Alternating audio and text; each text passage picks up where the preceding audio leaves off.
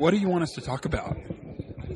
Well, I thought you could talk about the growth that's happened over the last 20 years in the organization, not in the field, I mean. So the science was something, and we thought we were cutting edge in 93 and 95 with James, and then in 98, other things happened that were fantastic.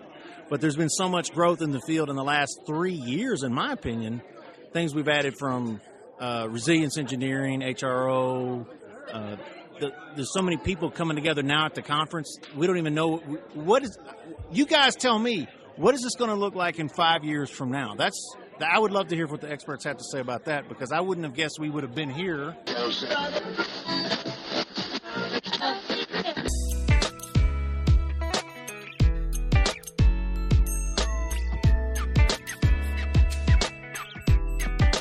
Hi, everybody, and welcome to the Pre-Accident Investigation podcast. I am the host of this podcast, young Todd Conklin of the Todd Conklin clan of people who fly around all over the world and get jammed into airplane seats and get treated like crap by people who I pay for them to treat me that way. You know, that's how it works. But I'm trying to be kind. This is a year to be kind. I'm looking for good. I'm trying to do all that good stuff.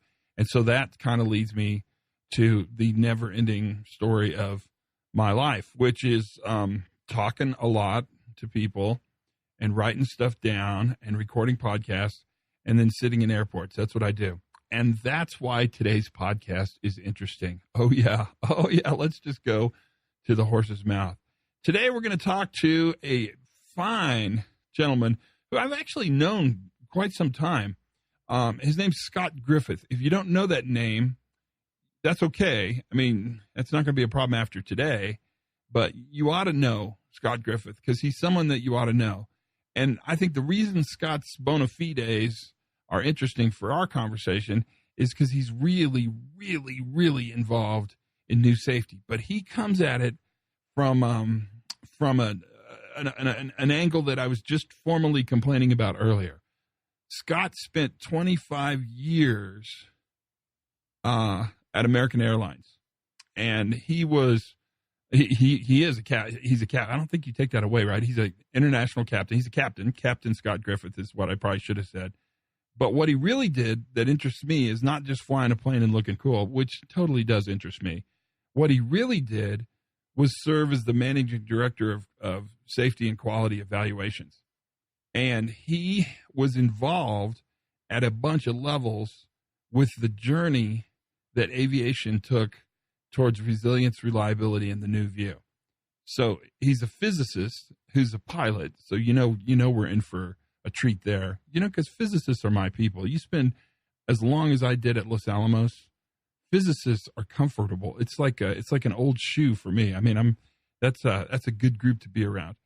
And Scott pleasantly agreed, and I was so happy that he did, to have a conversation because I think this is a side of our discussion, the aviation safety side of the discussion, that we don't have enough of, and we should. Now, I'll grant you, I think aviation safety is a very good analog for us to look at. It's different in how complexity and variability works than it would be in manufacturing, but I think that's what makes the conversation worthwhile. The great thing about Scott is he's completely approachable. So if you have questions or comments after this podcast, talk to him. He's quite easy to get a hold of. And he's worth talking to because what we talked about, and we were at a little, I think they call it a cocktail party. I would call it a great chance to eat as much cheese as you could possibly squeeze. And they had empanadas. And if you can have empanadas at a party, I'm in. Hummus takes away from a party. Empanadas put into a party. That's my theory. They had empanadas and guacamole, so I could have stayed there forever, right? But Scott and I sat down at the table in a quiet moment, as quiet as we could possibly make that moment, and talked about really his journey and, more importantly, the journey that kind of is happening around him. And it's worth it. It's completely worth it to hear his story. This is a great podcast. Sit back and relax. I think you're going to find this incredibly interesting. So without further ado, here's Scott and myself sitting at a party talking about his career, aviation safety, and where this is all heading. my path to this place in time and space took me a really crooked path. Yeah. So I started out as a physicist who became an airline pilot, and in 1985 I witnessed a plane crash.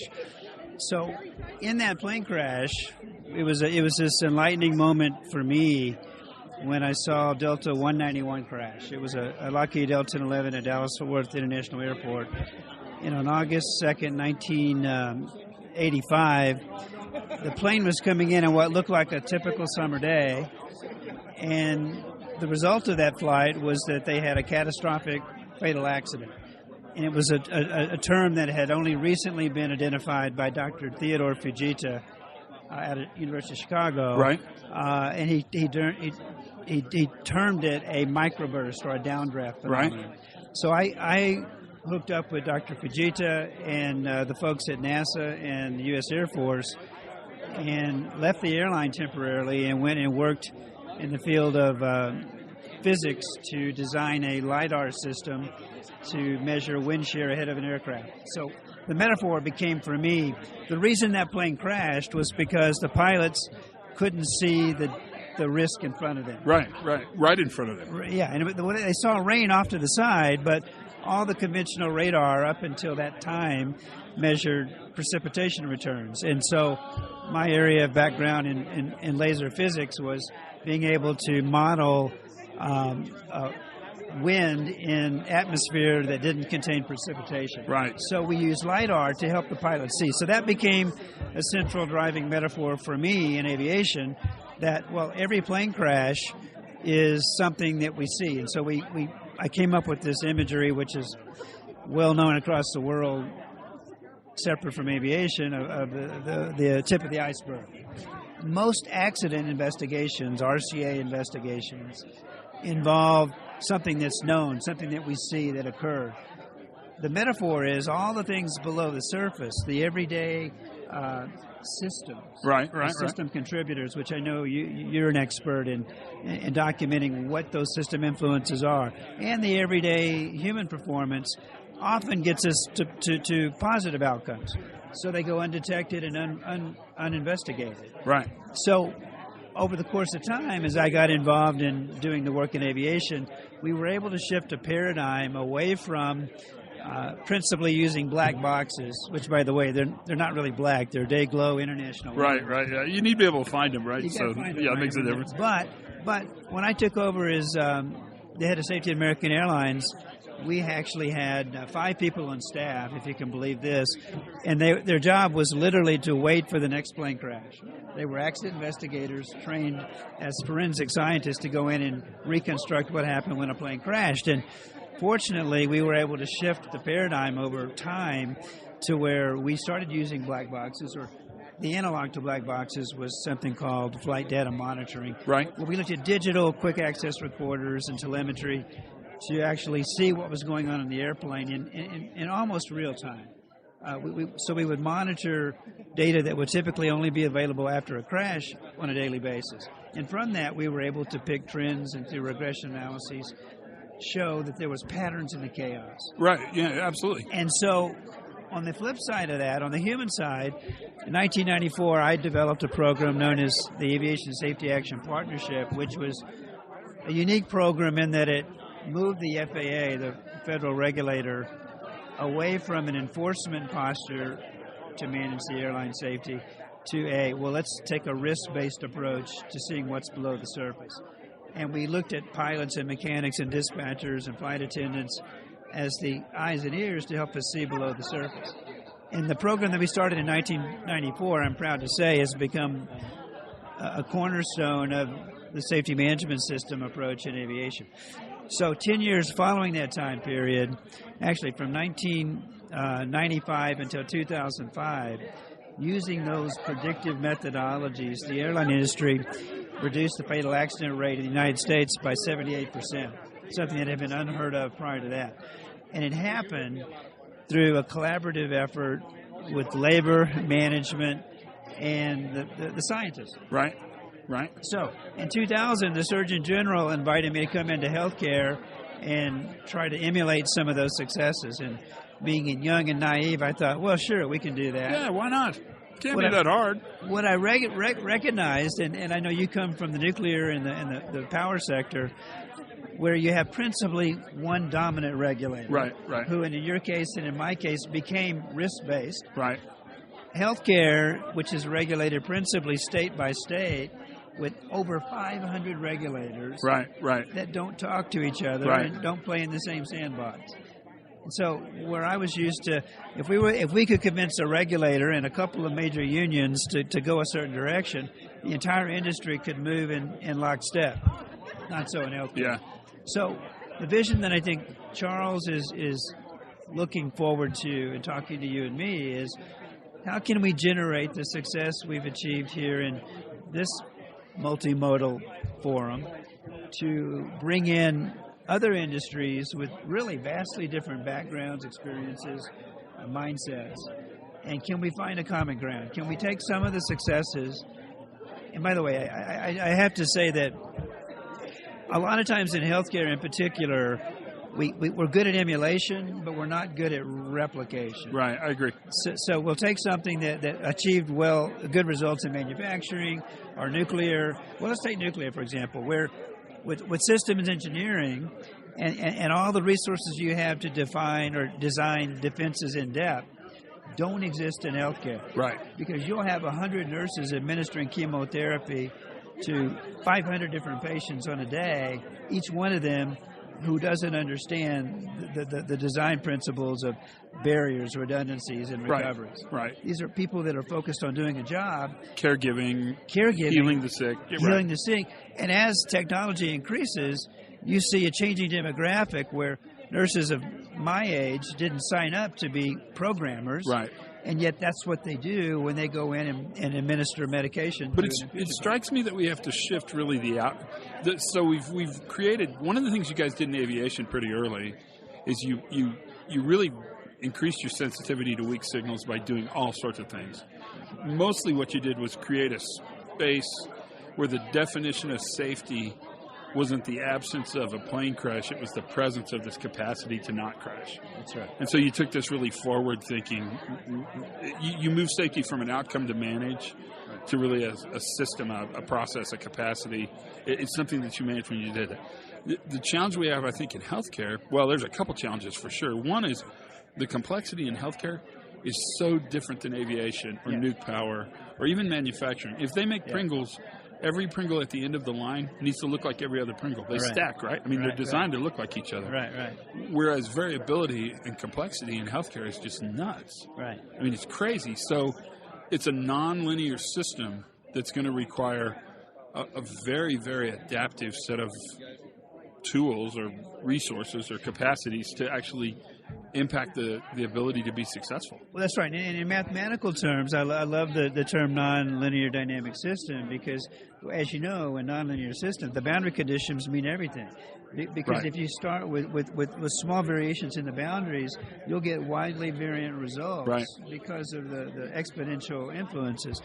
What we know about healthcare is that because most healthcare professionals don't understand engineering, don't understand systems thinking, they approach everything with a strong human bias. Right. And that strong human bias, and I have to say, with respect to my ex-colleagues and dear friends, doesn't start and end with human behavior.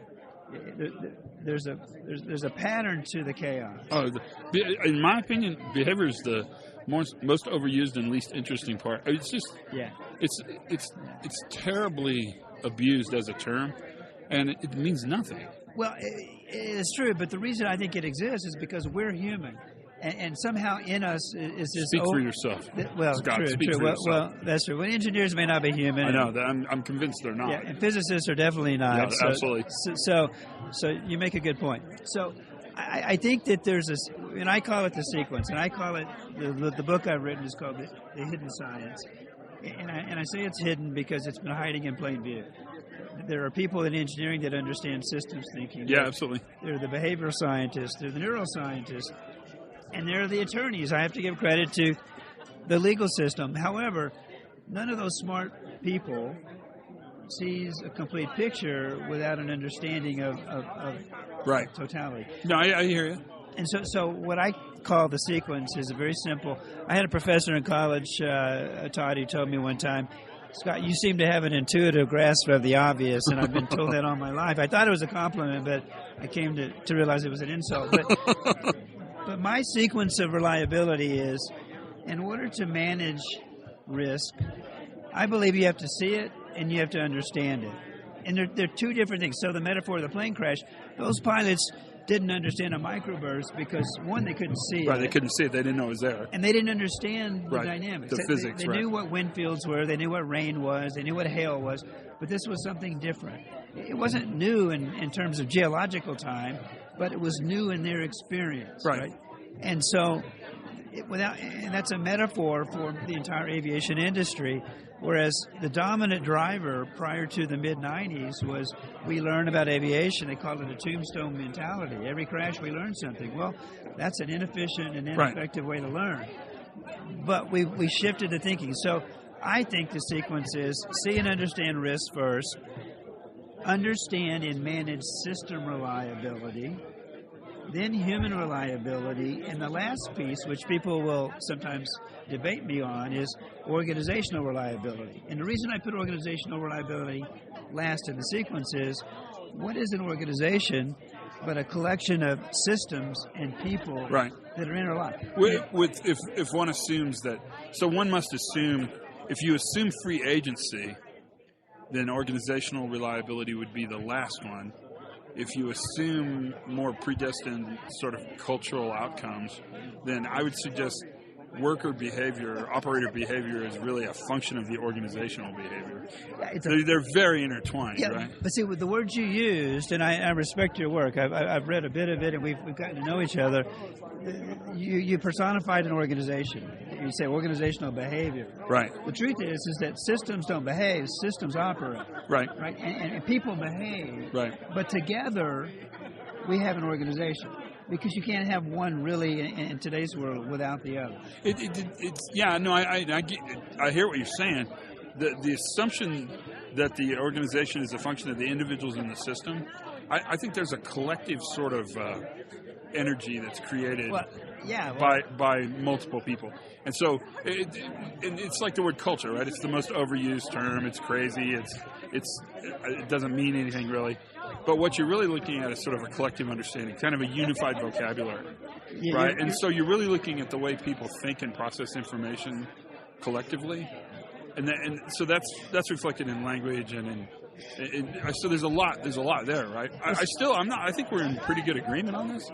I mean, I think your order. I mean, we're now sort of arguing how many angels dance on the head of a pin, right?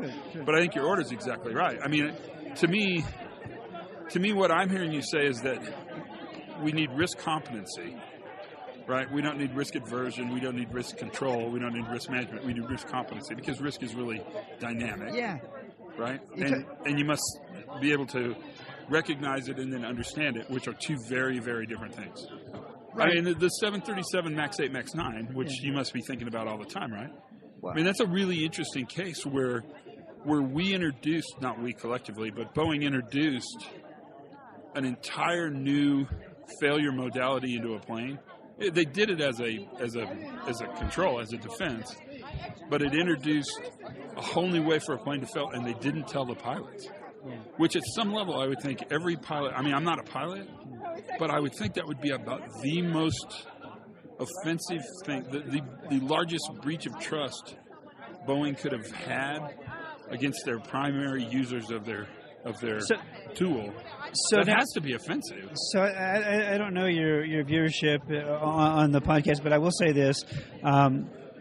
It's common practice for professionals such as ourselves to not comment publicly on accidents that are currently underway. However, I will speak in general terms, and I can compare that accident to the British petroleum oil spill in the Gulf of Mexico. If you look at the sequence of reliability, what I call the sequence, it doesn't start with the human performance. It doesn't start with how we train the pilots. It starts with, did we see and understand the risk? Right. When they changed the configuration of that airplane, the engineers understood that it had a tendency to pitch up. Right. So when that does, it can overcome the pilot's ability to react. But all of that, whether the plane responds via automation or pilot control, is dependent upon sensors. It's garbage in, garbage out. If you tell the pilots the plane is upside down and they can't see, they're going to react as if the plane is upside down.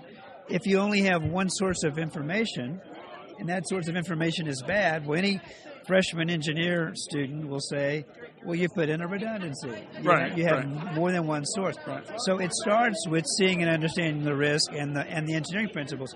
Similarly, when you look, this is, by the way, it's going to lead to a really fascinating conversation about organizational behavior, because when you look at the Gulf oil spill, what happened there was essentially, in engineering terms, the failure of the primary shutoff valve. The BOP, yes. And the secondary shutoff valve that had not been tested.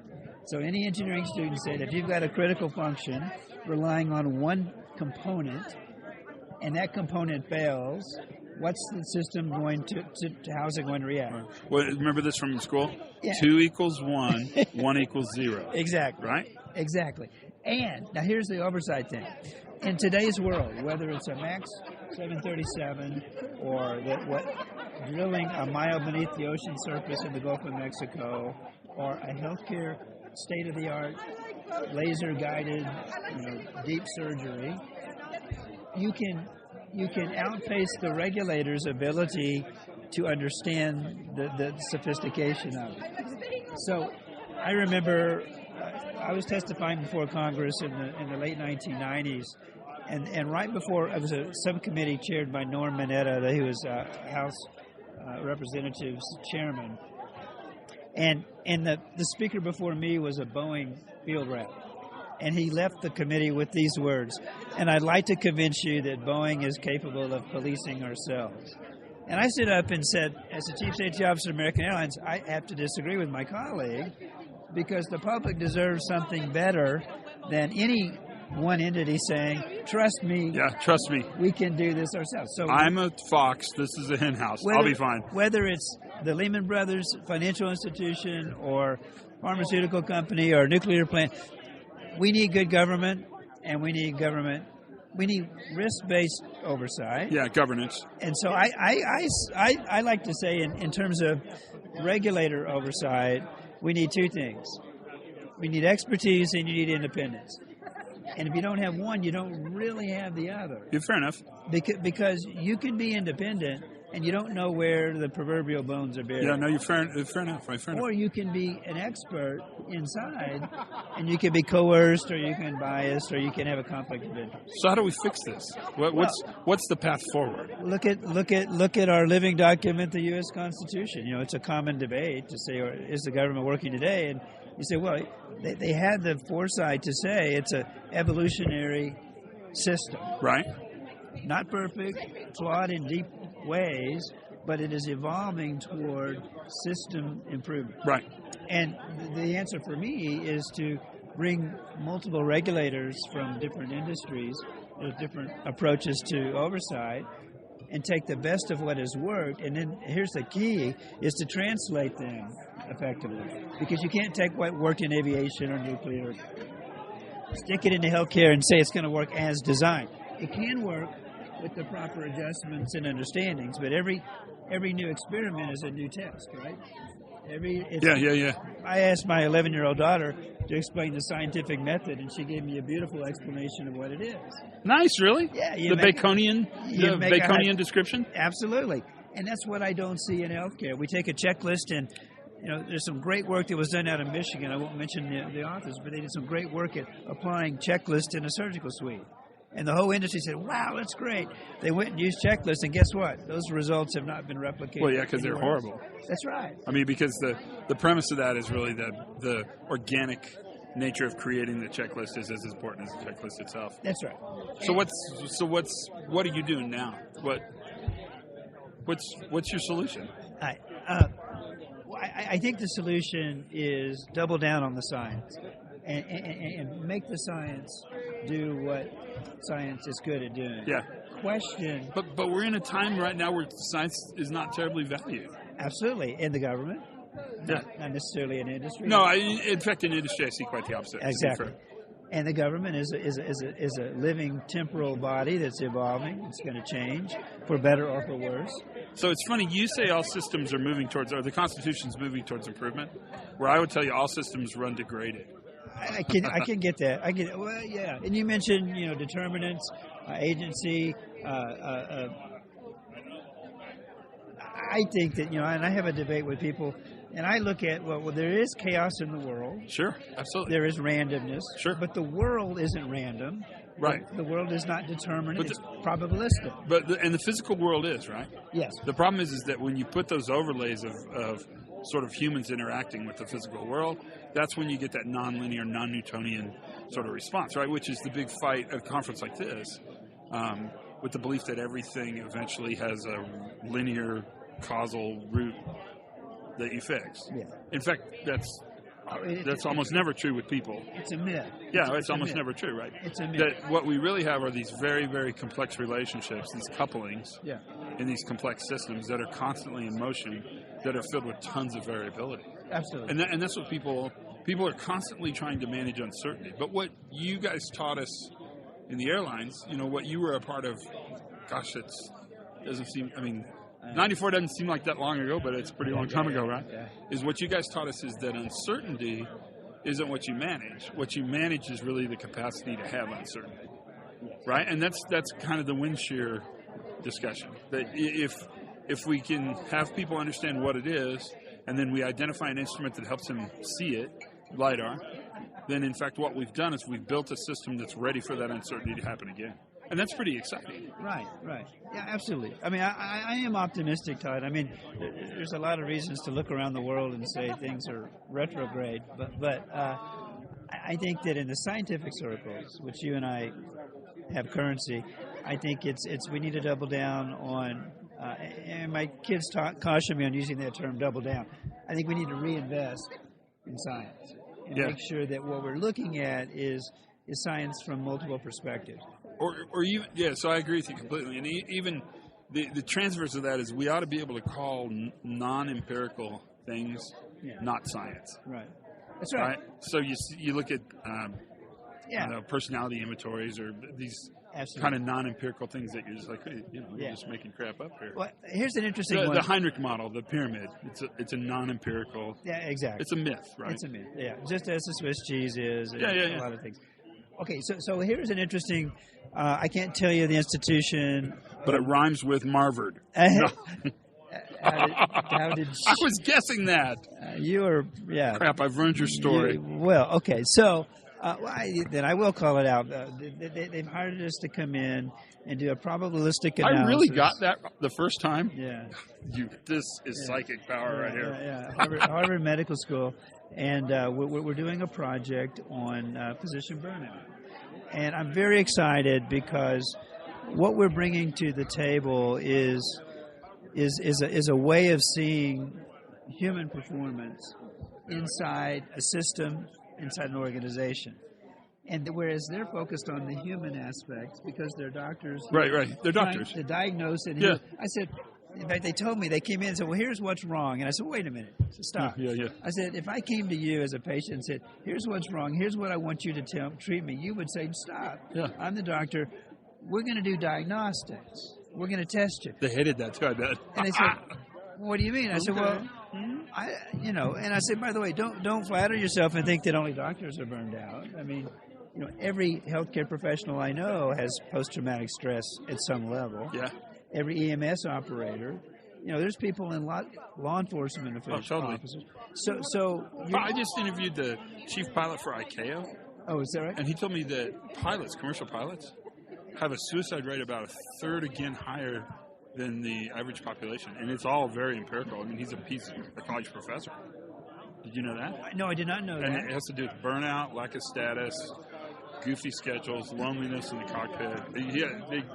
I don't remember the whole list, although it's a good podcast. You should listen to it. Yeah, no, I don't, but you piqued my interest here, so I don't know. So without being able to comment on that. Yeah, no, that's a sidebar for sure. What's fascinating about what we're going to do is we're going to come in, we're going to overlay our approach to a different way, a different set of lenses to look at human performance inside complex organizations, much like what you and I have talked about today. Nice. And it's going to be a lot of fun. That's excellent. Thanks for your time, man. My pleasure, Todd. This was really fun. I've enjoyed it so Let's much. do it again. You want to? I would love to do it. I'll come to Dallas anytime, and you can come to Santa Fe. Well, most of Dallas comes to Santa Fe. We do, yeah. Just carpool with someone. It's that easy. Carpool. Yeah, carpool. Okay, Todd. Well, let's do it again. Thanks, Scott. Okay. See you later, buddy. My pleasure. Bye-bye. So what do you think? Huh? He's really interesting. He's someone to talk to. We could definitely spend more time with him. I think the next time I'd like to be in a room that's a little quieter. Although that was fun. I don't know. It wasn't too bad. I hope it didn't bother you too much. It was fun to be there. We were actually outside, so I was happy. It was kind of a patio deal. It was like the TV patio thing. But I'd like to go in and well, first of all, I'd like to really pick his mind, comparison, contrast, sort of the journey aviation was on versus the journey industry's on. That would be a really good one to talk about as well. But there's so much there. I mean, he's got a lot going on there, and he's done just a lot of work in the field. So that's kind of amazing. It was a great way to spend time. It was a great podcast. Thank you, Scott, for taking the time and talking to us. And thank you for listening, because it means a lot. This podcast means nothing if you're not there. And we're sort of doing it just for us, right? I mean, this is a chance to build community and learn and do all that kind of crap we like to do. And that's what we're doing. So tell your friends, subscribe, write a review if it's good. That always seems to make some kind of huge difference. Although now we've been doing this so long, we've been together so long, it hardly matters anymore. But we're probably not going to stop. And a lot of people are listening, so that's good, right? But until then, learn something new every single day. Have as much fun as you possibly can. And for goodness sakes, when you sit in that airline seat, nestled in between those two comfortable armrests and that tray table in front of you that other people have wiped snot and other awful things on, remember these words. Be safe. Talk to you later.